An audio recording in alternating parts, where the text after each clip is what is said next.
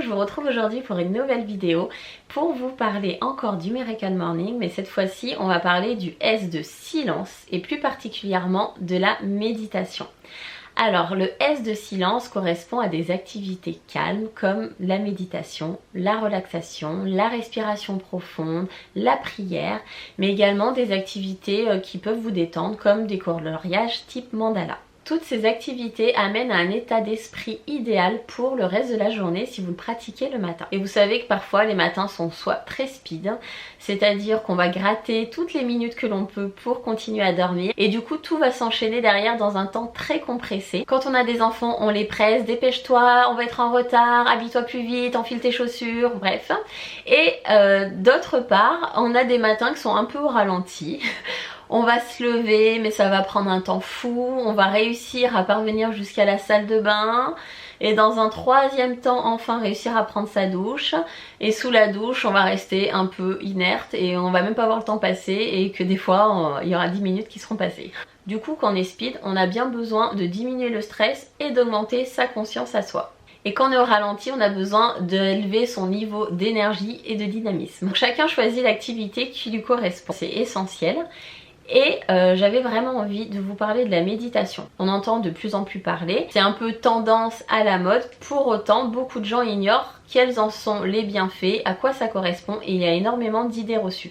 Et moi la première, j'avais beaucoup d'a priori. Je peux vous dire que je me suis trompée car depuis presque 3 mois, je médite tous les matins et j'en ressens les bienfaits depuis un certain temps. Je crois au bout de 3 semaines, je me suis rendu compte des bienfaits. Donc je sais pas s'ils étaient présents avant, mais au bout de 3 semaines, vraiment j'ai pris conscience des bienfaits. La principale idée reçue sur la méditation, c'est que l'on pense que c'est d'arrêter de penser, de faire le vide. Et bien en fait pas du tout, parce que le cerveau ne sait pas faire ça. Le cerveau est fait pour penser, le cerveau est fait pour être en action, même quand on dort, il continue d'être en activité.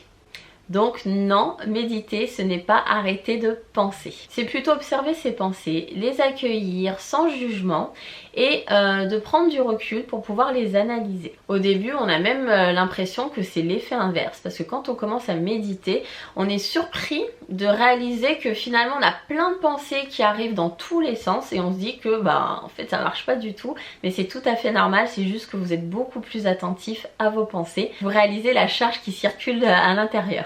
D'ailleurs je vous fais une petite parenthèse sur le cerveau, je vous en avais déjà parlé dans la vidéo présentation du Miracle Morning, mais le cerveau, il y a 60 000 pensées qui le traversent chaque jour.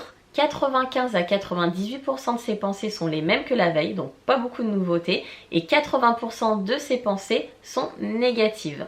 Donc c'est énorme. Mais le cerveau il est comme ça, il est focus sur le négatif. Ça veut dire que si vous avez un projet, un travail que vous présentez à 10 personnes, 9 personnes vont vous faire des compliments, vous dire que c'est super, une personne va vous dire que c'est bof, moyen, nul. Et bien vous allez plus être marqué et retenir cette personne-là qui vous aura fait un reproche, alors que pourtant dans la balance le poids est plus fort en quantité d'avis favorables, mais pourtant le poids du négatif va prendre le dessus, alors qu'il n'y a qu'une seule personne qui vous aura émis un avis négatif. Pourquoi le cerveau est-il négatif?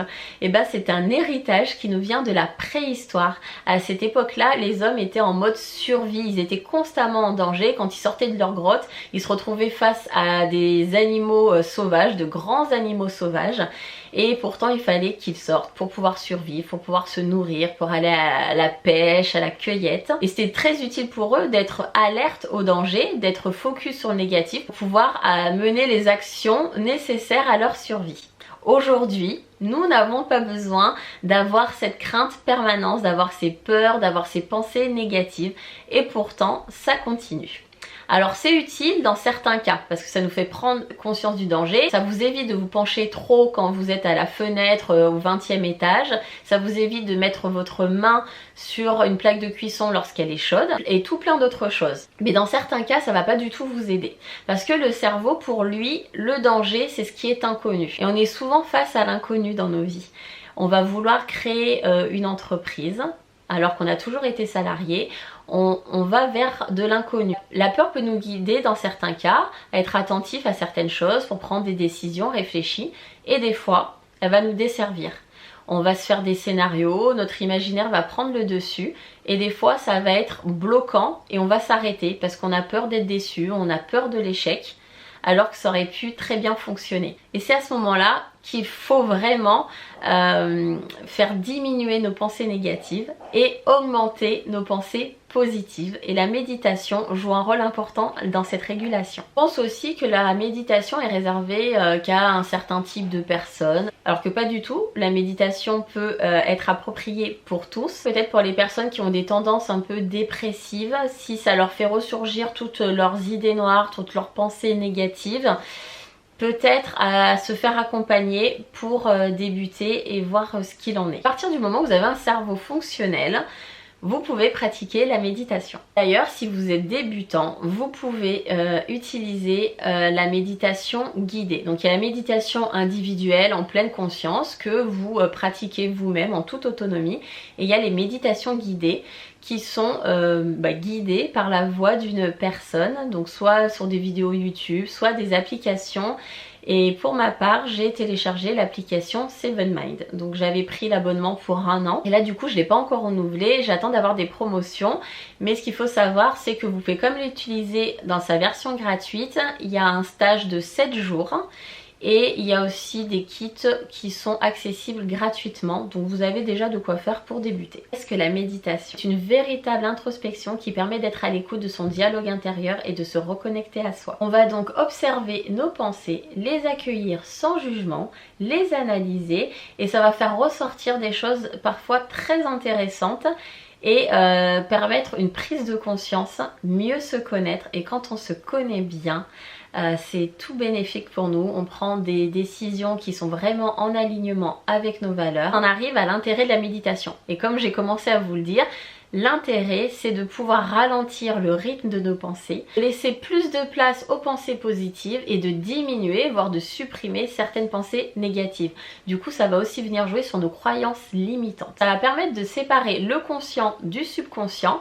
Donc le conscient, c'est ce que l'on choisit de penser, et le subconscient, c'est les pensées qui sont ancrées en nous du fait de notre vécu, de notre enfance, et qui vont constituer des croyances bien ancrées et qui du coup vont nous conditionner, vont conditionner notre cerveau. Et en plus, on ne les contrôle pas.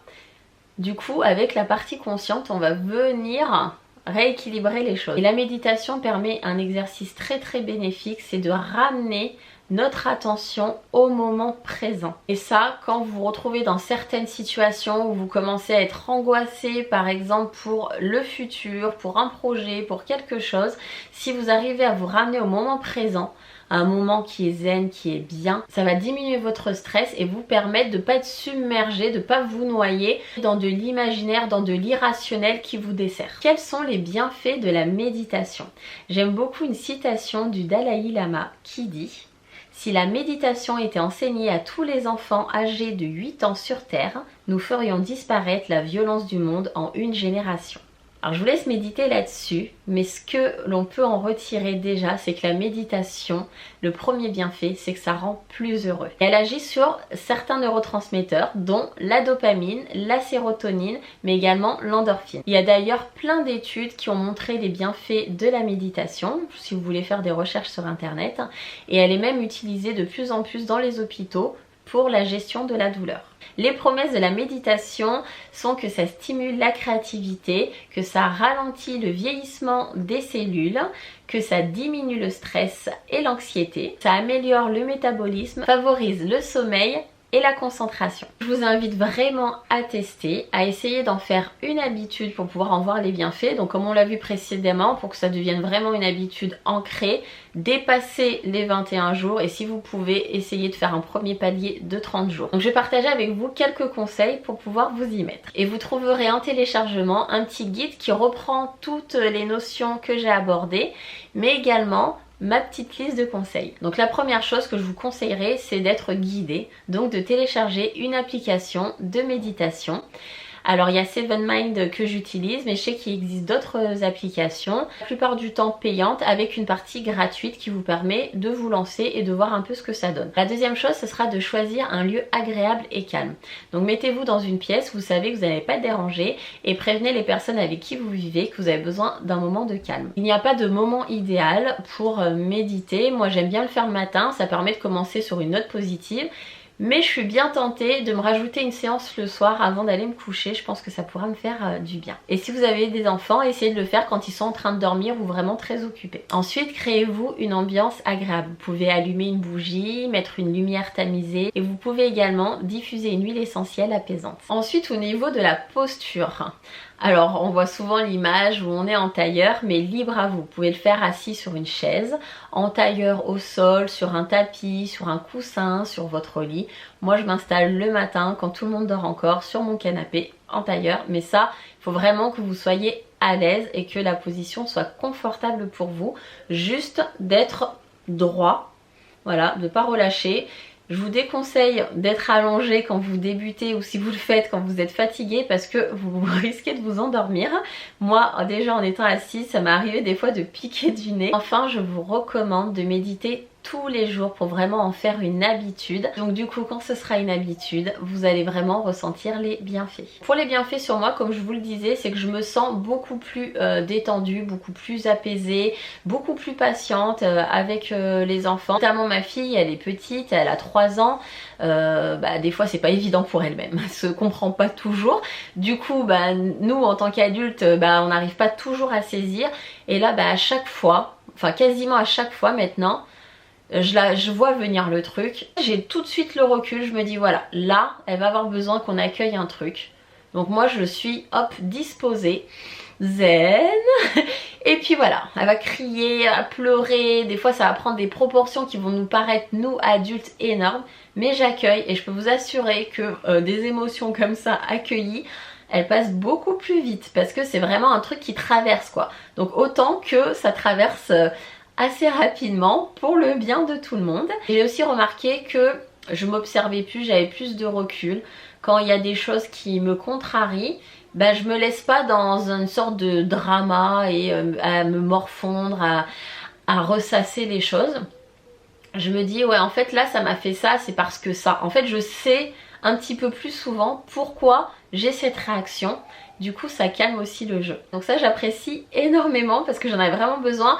Je suis quand même un peu speed dans tout ce que je fais. Je suis aussi speed dans mes réactions. Ça veut dire que je suis souvent action-réaction. J'ai tendance à démarrer au quart de tour. Pas forcément dans l'énervement, mais j'ai tout de suite une réaction. Ça veut dire il y a un truc qui va se passer. Quand c'est la colère, je vais tout de suite me crisper. Quand c'est la susceptibilité, je vais tout de suite être vexée. Et ça fait pas 36 000 chemins avec moi. Il y a un truc qui se passe et j'ai tout de suite la réaction. Que là, il y a un peu plus de recul quoi. Donc voilà, ça fait du bien. Vraiment, ça fait du bien. Donc voilà, j'espère que cet épisode vous a plu, que vous en avez découvert plus sur la méditation, que ça a fighté vos idées reçues. Et si vous vous lancez, n'hésitez pas à m'en faire part et à venir discuter avec moi sur Instagram. Je serais vraiment heureuse de partager avec vous. Je vous fais des gros bisous, je vous dis à bientôt.